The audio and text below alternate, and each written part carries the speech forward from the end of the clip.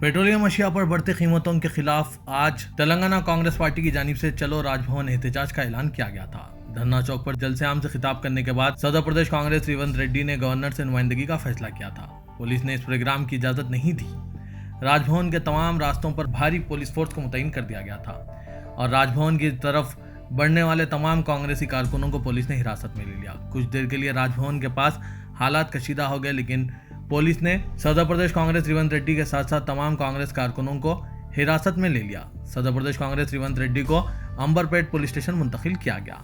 पेश है इस खुसूस में यहाँ के कुछ झलकियां और कांग्रेस लीडर फेरोज खान के ख्यालात। Bureau report सियासत.com।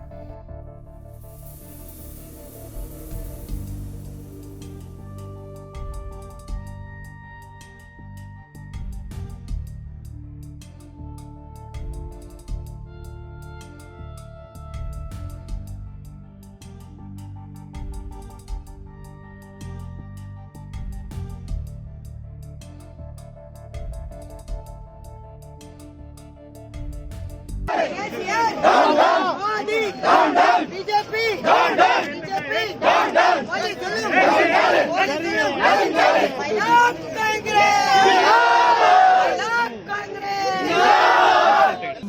आज धरना चौक के ऊपर कांग्रेस पार्टी रेवंत रेड्डी साहब की सदारत पे पेट्रोल डीजल गैस की जो बढ़ती हुई कीमत है और गरीब कमज़ोर आवाम के ज़िंदगियों में जो आग लगी हुई है और कंटिन्यूसली ये साल के अंदर मेरे हिसाब से 40 टाइम से ज़्यादा रेट आप बढ़ा दिए।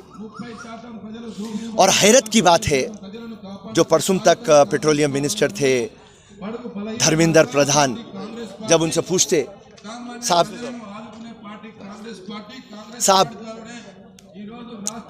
नेपाल में जो सीता का वतन है वहाँ पे पेट्रोल का रेट कम है, श्रीलंका जो रावण का वतन है वहाँ पे पेट्रोल का रेट कम है, मगर राम के वतन के में पेट्रोल का रेट इतना क्यों बढ़ा हुआ है?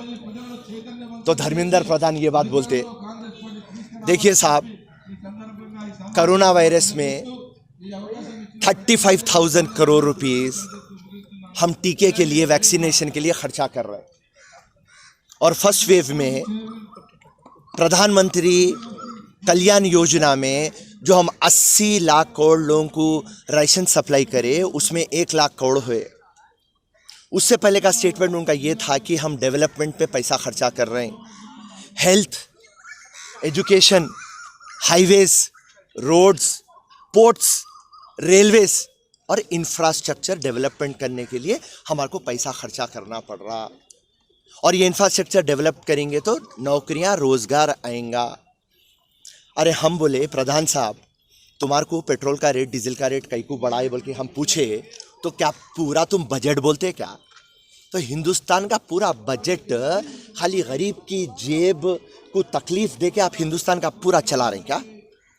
सो आप जो नरेंद्र मोदी और ये बीजेपी कंटिन्यूसली कांग्रेस की हुकूमत को ये बताते थे कि ये हुकूमत स्कैम की हुकूमत है और ये हुकूमत महंगाई की हुकूमत है बोल के नरेंद्र मोदी और बीजेपी बोलते बोलते बोलते आप पावर में आ गए और आज 7 साल हो गए। अब आप देखिए, जब 2014 था, मनमोहन सिंह साहब थे, एक्साइज फीस कितनी थी? 3 रुपीज़ 56 पैसा। आज कितना है? 31 रुपीज़ 80 पैसा।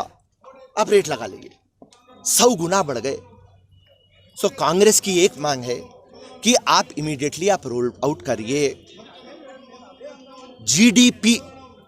एक जगह बोलता हूं नरेंद्र मोदी में, जीडीपी कौन बोला गिरा हुआ है? जीडीपी तो बढ़ा हुआ है। G for gas, D for diesel, P for petrol. So ऐसा जीडीपी आप बढ़ा के देश को बट्टेबाज बातें करके, देश को गुमराह करके आप आपकी गवर्नमेंट चला रहे हैं। एक भी स्कीम आपका सक्सेसफुल नहीं हुआ नरेंद्र मोदी जी। और आज जो कोरोना के बाद, फर्स्ट वेव के बाद, सेकेंड वेव के बाद लोग पलटा के पूछ रहे हैं, आम आदमी पूछ रहा, कोरोना मार दिया, लॉकडाउन नौकरियां खींच लिया और महंगाई बेचैन कर दिया, परेशान कर दिया। और एक ये जो महंगाई है उसका लिंक है, पेट्रोल डीजल जब बढ़ता ऑटोमेटिक राशन, दूध, दाल, मसूर, छोटी छोटी चीज के ऊपर इसका इफेक्ट गिरता। आज आमदनी नहीं है, नौकरियां चले गए। सेंटर फॉर इकोनॉमिकल सर्वे बताती कि एक साल के अंदर 2,50,00,000 नौकरियां चले गए। एक साल के अंदर 23 करोड़ लोग लोअर मिडिल क्लास से गरीब हो गए। 97% लोग की आमदनी कम हो गई। कितनी? 97%। वो जो 3% है वो नसीब वाले हैं।